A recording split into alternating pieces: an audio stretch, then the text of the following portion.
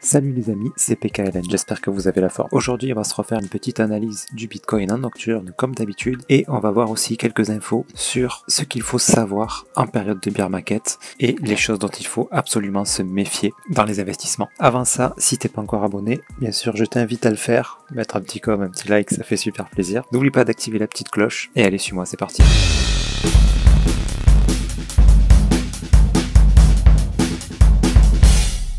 Donc le Bitcoin. Alors en fait j'ai envie de vous dire, l'analyse elle est toujours la même en fait.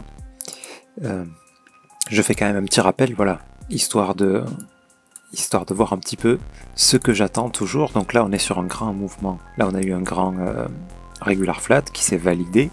En plus on a une amplitude ici qui est à peu près similaire. Encore que vous voyez, ça m'étonnerait pas qu'on descende encore un petit peu plus bas vers les 13 000 et quelques. Ça m'étonnerait pas, mais attention. On n'en sait absolument rien jusqu'où ça va descendre.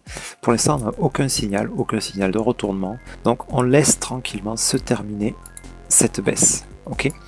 Et donc ensuite, ce qu'on va attendre, c'est ça là. On a eu cette big impulsion qui est en train d'être corrigée.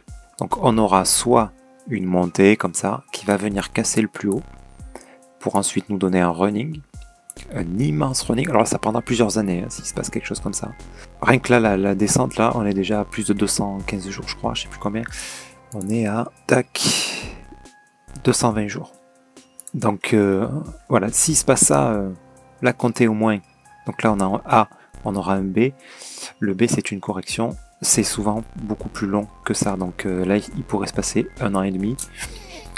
Encore 1 an de baisse. Enfin, vous voyez, ce mouvement-là va durer hyper longtemps.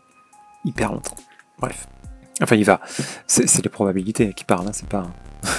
c'est pas une certitude, hein. Autant de demain, ils explosent, ils décident. C'est jamais arrivé, donc il n'y a aucune raison que ça arrive, mais voilà, tout ça pour dire que tout est possible, bien sûr. Bref, donc le plus probable, c'est ça, on a un grand mouvement. Ah, on aura une correction, quelle qu'elle soit, ça peut être juste ça, hein, pour aller plus bas et nous donner un immense régular. D'accord? Ce qui nous annoncera a priori une continuation vers le haut. Donc une fois que ça sera terminé, on guettera les signaux d'achat. Là ça sera vraiment parfait pour acheter. Maintenant on ne sait pas si c'est ça qui va se passer. Comme je vous disais, ça peut être un running, il peut venir monter. Bref, tout ça pour dire qu'on sait que le prochain mouvement, ça sera une correction de cette baisse.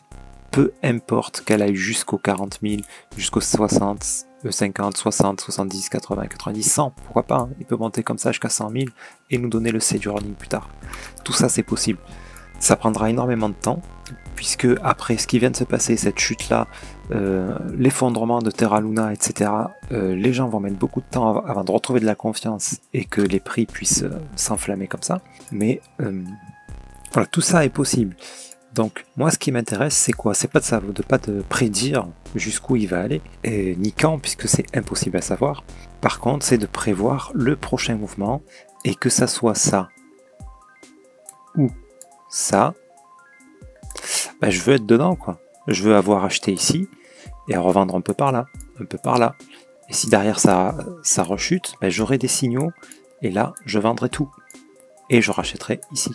Vous voyez, c'est ça que je veux anticiper. Donc là, pour l'instant, c'est toujours en train de descendre. Donc, on a plusieurs façons de faire. Moi, je vous l'ai déjà dit, j'avais tout vendu, je sais plus, vers 57, j'avais tout vendu ici, là. Et là, après, je sais plus vers où, vers 40 et quelques, j'ai acheté en DCA. D'accord? À chaque fois qu'on avait des plus bas. Là, j'ai pas acheté, j'ai même vendu un peu par là certaines altes que j'avais payé moins cher. Et puis là j'ai recommencé à acheter ici parce que j'attendais la cassure de ce bas là. Donc j'ai racheté ici. Ensuite le niveau de 20 000 aussi. Là aussi on attendait la cassure de ce bas là. J'ai racheté ici aussi bien sûr. Vous voyez, là j'ai remis un petit billet.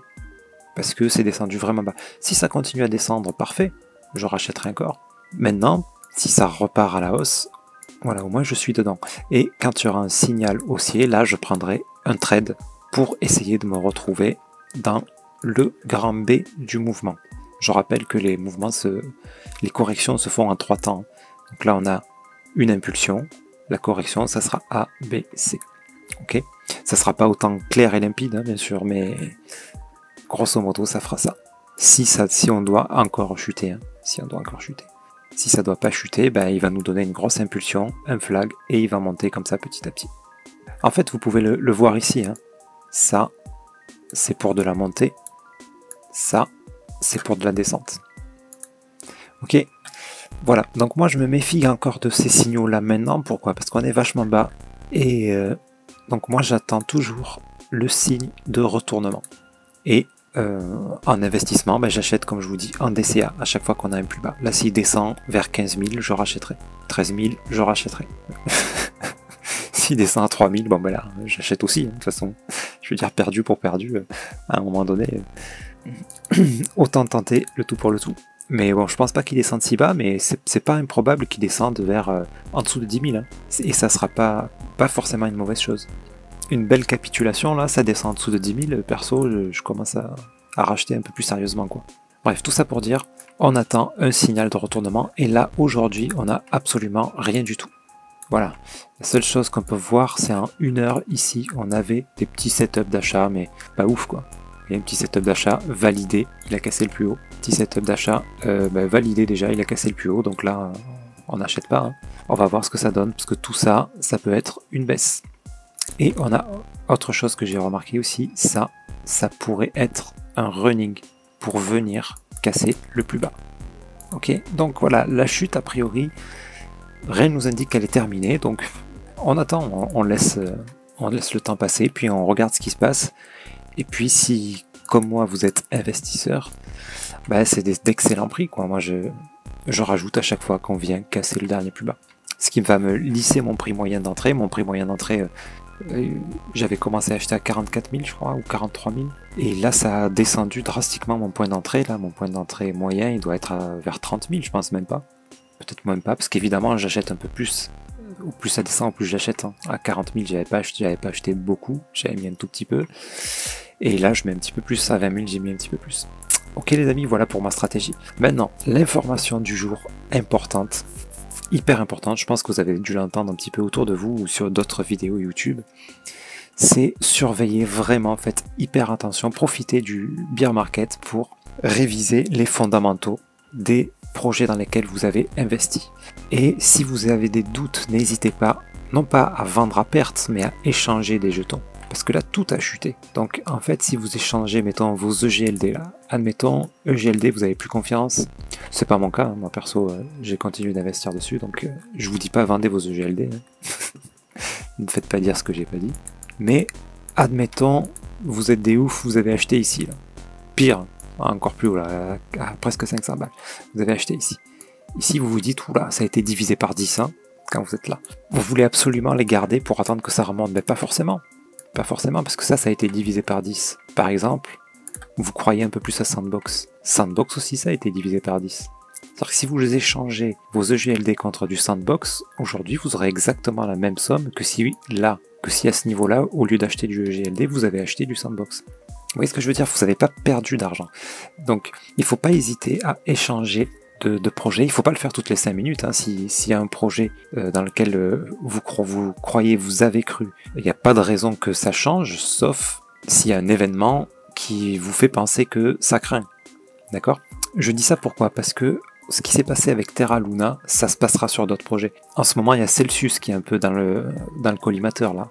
Celsius, ils ont dû arrêter leur retrait parce qu'ils n'avaient pas les liquidités pour rembourser tout le monde. Si les gens, enfin voilà, dans les mouvements de panique, tout ça, ils ont dû arrêter ça. Et ils ont des positions où Celsius risque d'être liquidé et un danger plane sur cette plateforme-là.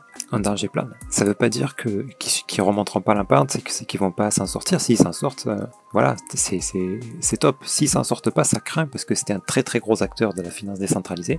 Donc, croisons les doigts pour que ça n'arrive pas. Mais s'il coule, Celsius, ça craint. Donc, si vous avez, mettons, du jeton Cell, c'est peut-être plus prudent de l'échanger contre, je sais pas moi, du FTT, du BNB, de l'Ethereum, Bitcoin. Ethereum, moi, je mets toujours des réserves dessus. Hein. Je pense qu'il y a des gros profits à faire, surtout en ce moment où il a bien dérouillé là l'Ethereum. Mais moi j'ai toujours cette crainte avec la sortie de l'Ethereum 2.0. Voilà, je l'avais déjà expliqué, je vais pas tellement en reparler là, mais pour faire court, il y a des gens qui ont staké de l'Ethereum, qui ont acheté des Ethereum à 80 $ et qui ont staké pour le passage à l'Ethereum 2.0. Et ces gens-là, quand Ethereum 2.0 va sortir, si le prix de l'Ethereum est vers là, même s'il est là, ils vont se rendre compte qu'ils sont multimillionnaires les gars. Je pense qu'il va y avoir un mouvement de vente quand ils vont récupérer ces Ethereum-là.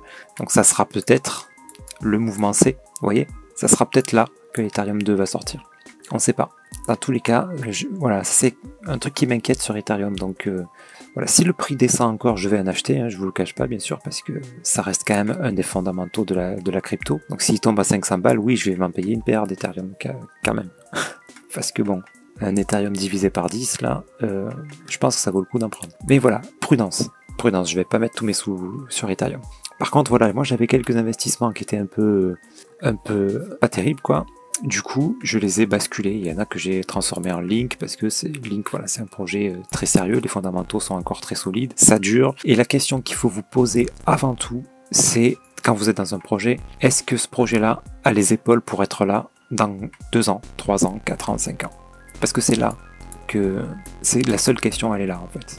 Parce qu'un projet solide qui sera là dans 3, 4, 5 ans, vous avez 98% de chances de voir son prix beaucoup plus haut que là où il est aujourd'hui.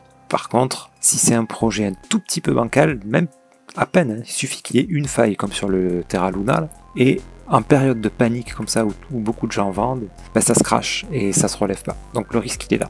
Ok les amis, voilà pour cette info importante. Faites le point sur vos fondamentaux. Voyez comment réagissent les équipes des projets. Par exemple, je vois tout le monde s'affoler sur le GST, sur Stepn, etc. Les gens ne comprennent pas parce qu'il y a beaucoup de gens qui ne viennent pas de la crypto qui se sont mis sur Stepn. Donc oui, ça a chuté, ça a dégringolé de ouf, mais tout autant que le Bitcoin. Forcément un peu plus, c'est un projet jeune. Mais quand on voit ce que fait la team, les mises à jour qu'il y a et tout, je trouve que ça a l'air sérieux. Moi je trouve que ça a l'air sérieux. Je crois plus en ça qu'en les copies de Stepn. Vous voyez ce que je veux dire? Bref, je ferai une vidéo sur Stepn bientôt là.